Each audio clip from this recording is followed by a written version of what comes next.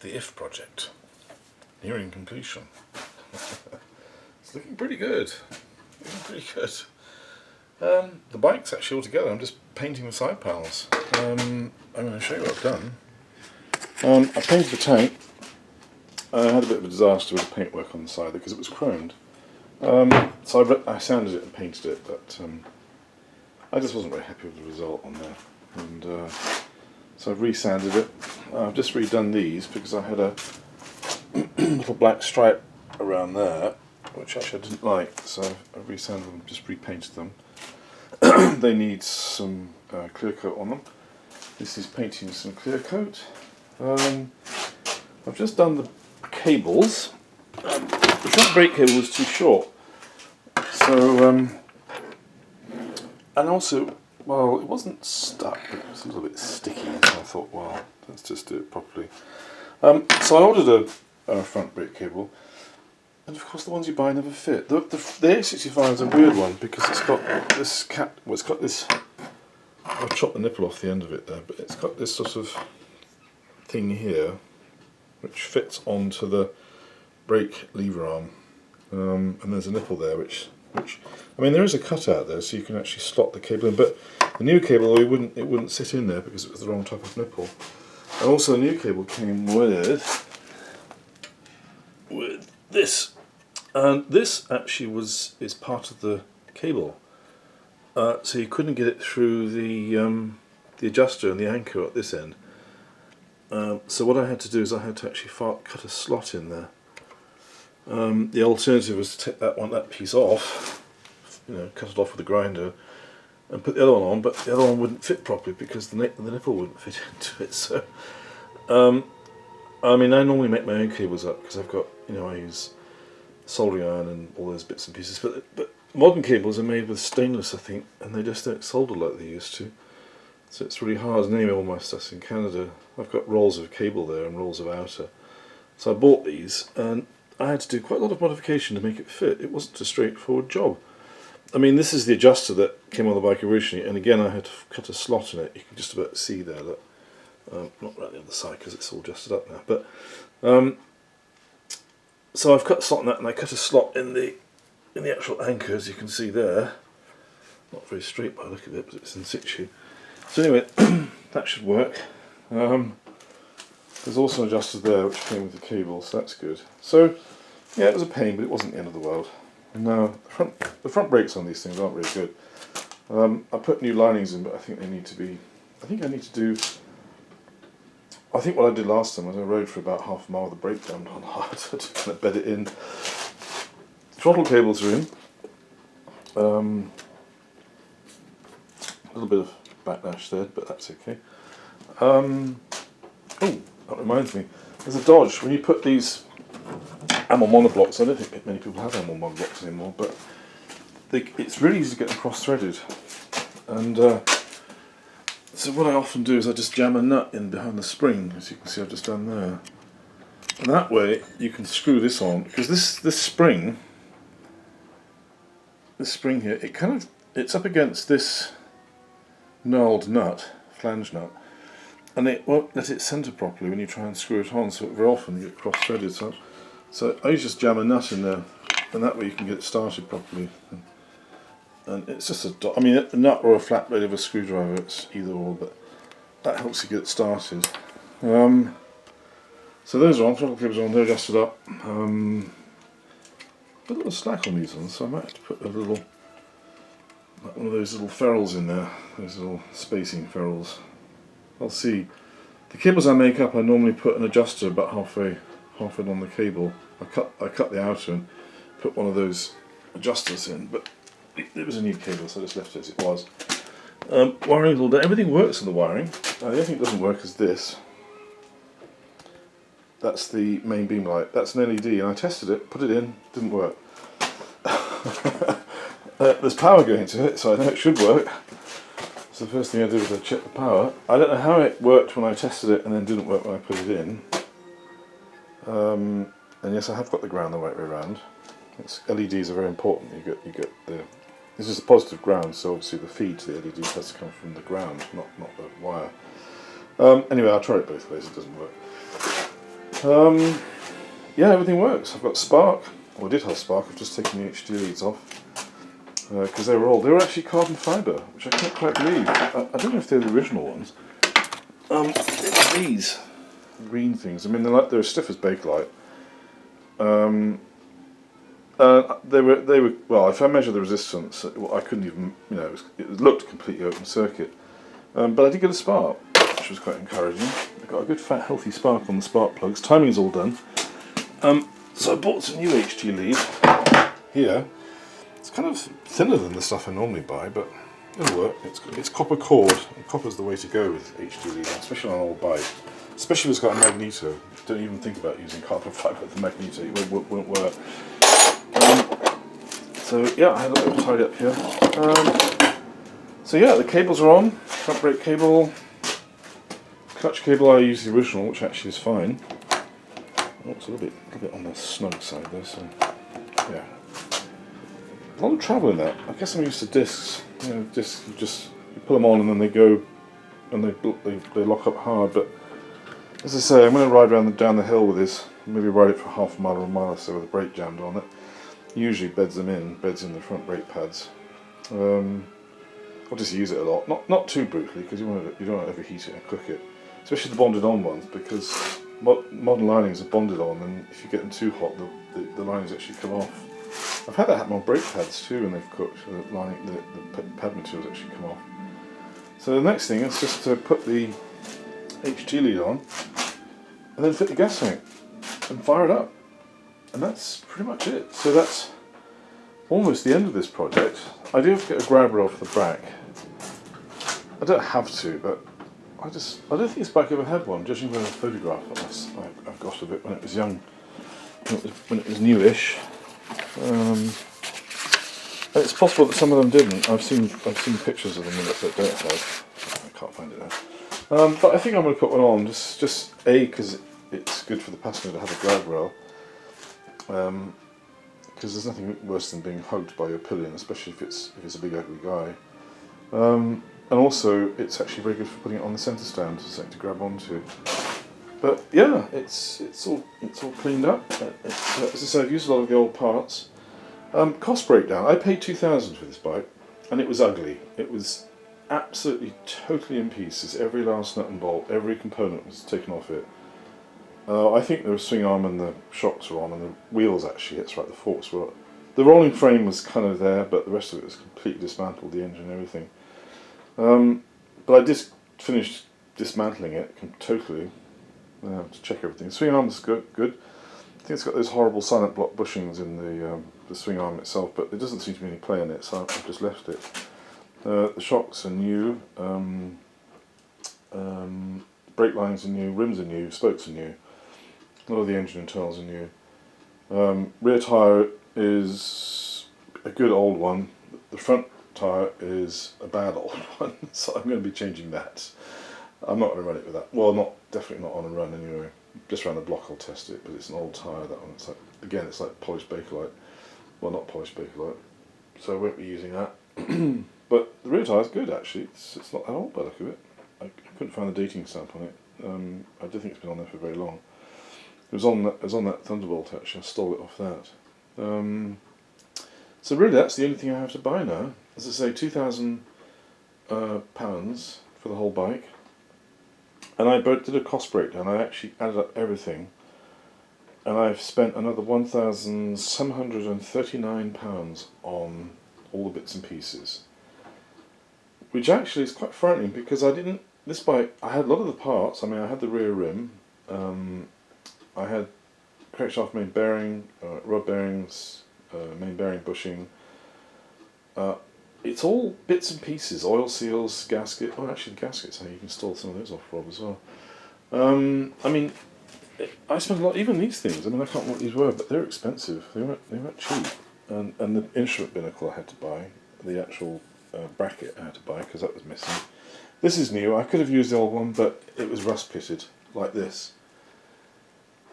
So I don't know if you can see the rust pitting on there. And I thought the headlamp shell, at least, I want that to look half decent, and the rims. The exhausts, they're okay. They could do the replacing. I could probably quite easily spend another £1,000 on this without too much difficulty, but I'm drawing the line under 1,793, and that's including oils, and paint was ridiculous. I can't remember what the paint was. I think I spent £422 on paint, which is all aerosols. Admittedly, I messed things up and had to redo stuff, but honestly, I didn't inquire, but it might actually be almost more cost effective just to get somebody at a paint shop to just paint everything. Get some guy who'll do it for cash, because I spent a fortune on paint. It's ridiculous, £422. That was a big part of the budget. So yeah, next time I do that, I'm going to be thinking about it a bit more carefully, I think. This bike came with a lot of original these little ties up on. I got lots of these rubber ties. I was missing all the oddie clips, although I did find one actually eventually. But they were £4.50 each, and that was as cheap as I could find. That was from a place that's called, I don't know how you pronounce it, Fate, F-E-K-E-D. They were the cheapest. I got a lot of bits from Fate actually, and they seem to be pretty good on price, and they're speedy. The front peg cable I got from them, and that wasn't such a speedy. That was a bit more complicated, but I think with an old bike, sometimes you just got to fiddle about and make things work, because things don't just bolt on. I mean, if you go to a Japanese bike dealer and you say you want a speedo cable for a 19 whatever, or go to a Yamaha dealer and get an FJ1200 speedo cable or something like that, they'll have it in a pack and it'll just fit straight on. It won't be, there's no ambiguity. Everything's made to measure. But the British bikes, I find things often don't fit. It's like the Rob's bike here. These exhausts, they're aftermarket, they're patent ones, and if they were drawn in up to the engine where they should have been,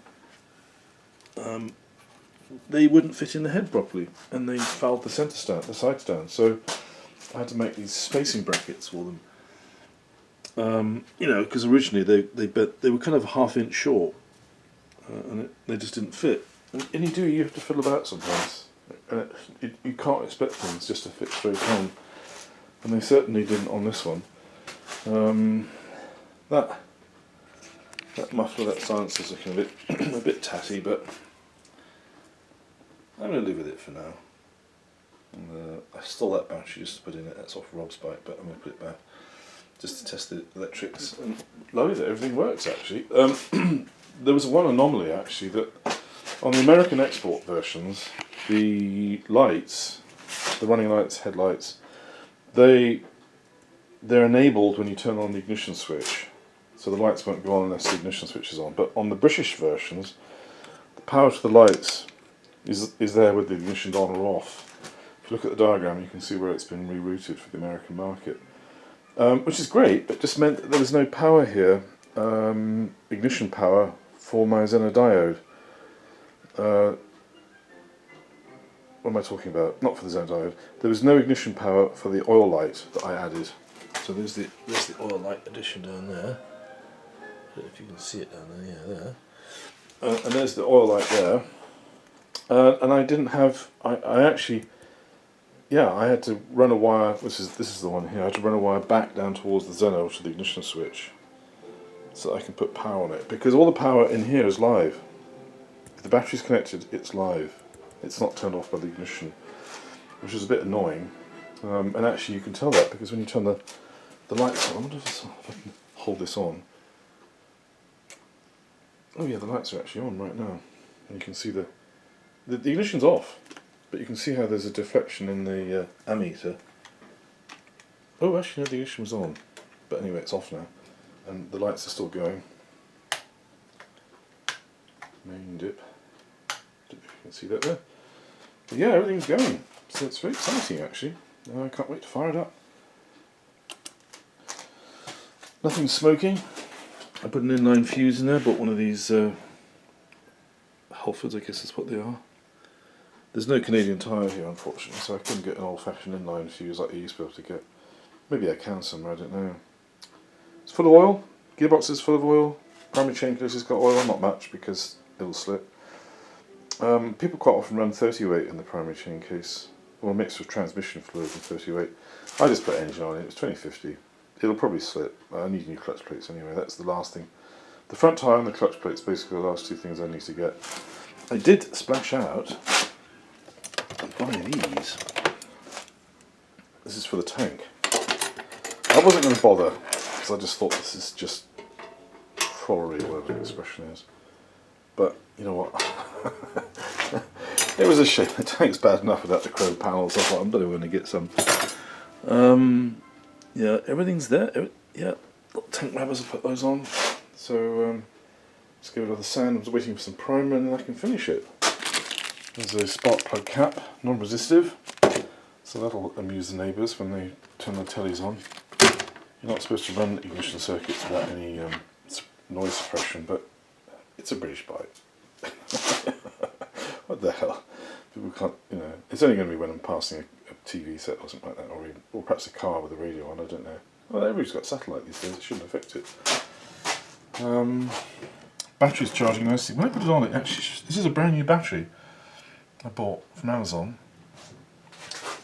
Power lines, it's probably definitely Chinese. AGM technology, I doubt it.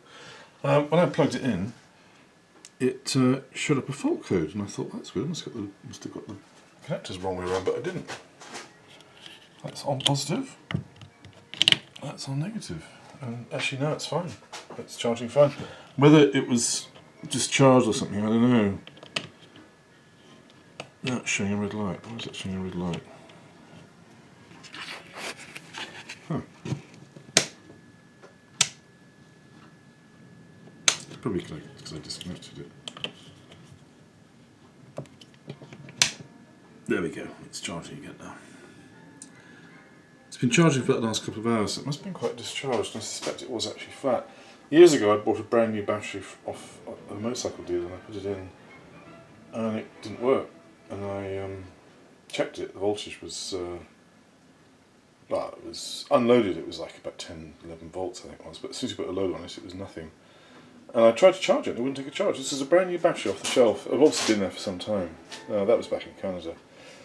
So I went back and I demanded another battery. They didn't believe me at first, and I said, well look, you check it. They did, and sure enough it didn't work. And the replacement did.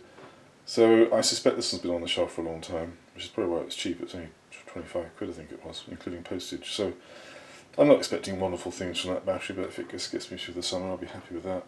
So there it is. The next bit of footage I shall be doing will be this bike actually firing up, which will be very exciting. I can't wait. This is the first time since 1984 that this bike would have been fired up and run. The silencers, they sound like rain ones, so I'm suspecting they're going to blow out a whole bunch of crap. And who knows, they might even, you know, the holes might appear, I don't know. I probably have to get some more. But anyway, exhausts and front mudguard, I think I'm probably going to replace those, and the front tyre and the clutch plates. But I'm going to get it going and I'm going to use it. And the next thing is to get a helmet, because I don't have a helmet here. So I'm really looking forward to it. So thanks for watching the old If project again, and I shall, next time, as I say, it'll be the big fire up. I'll get the camera set up, and it'll either be a massive anticlimax, I'll set fire to the shed, or it won't start, or it'll spew gas everywhere, petrol everywhere, or it'll, I don't know, the engine will blow up or something. I don't know. It could be exciting, but anyway, I'm looking forward to running it, to starting it. It's always a very exciting time when you've rebuilt a bike, and you know it hasn't been run for many years, and you fire it up, and it bursts into life, or may not sometimes. I must admit, I've usually had them start pretty quickly. Years ago I had an old flathead Harley Davidson 1942 WLA, and that hadn't been run for decades, absolutely, well, like this one actually, in fact longer I think. I don't think it'd been run since the 50s. There'd been a lot of parts missing from the engine, so I'd had to get new cams for it, I think, well not new, but second-hand cams for it, and all the other bits and pieces. And didn't have a carburetor. I used an SU from a Mini in the scrapyard, and I kind of estimated the jetting. And it had a distributor, as far as I remember, but I think I used a Triumph backplate and a set of contacts, because all that was missing. So it was a little bit of a gamble whether it was actually going to run or not, but it fired up, actually it fired up straight away. I think it was like second kick, I couldn't believe it. It was running rich, so I had to change the carburation, change the jet, I can't remember what I did to it now. It was running rich as far as I remember, because I had messed about with it. But it started and it ran. And after I got the carburetor sorted out, it ran beautifully actually. And that was a very exciting day because, as I say, that hadn't been run for probably... I mean, I did that in the mid-90s, and I think that bike had last been run in 51 as far as I remember. It was 1942. And during the war, ex-World War II Harley Davidson WLA, and yeah, it was a chopper. I made it what I could with the parts I had because none of the tinware was there. I had a Yamaha XS 1100 front end on it, so it was a chopper, and then I sold it once I got it going. Actually, I didn't want to, but somebody pestered me for it, so I sold it. But anyway, I'm digressing. That started first, second kick. It was amazing. This Thunderbolt, my first bought it. My wife was there when I fired it up, and she was standing behind it in a white dress and got absolutely spattered in black oily suds. So in the future, I'm going to warn her not to stand behind when I start the bike up, because I didn't think at the time. It was my fault too, and she wasn't very happy. I mean, she was thrilled, but the dress was a write-off. But that was many years ago. So yeah, exciting times. So that's going to be what's going to happen next time. Thanks for watching the F Project.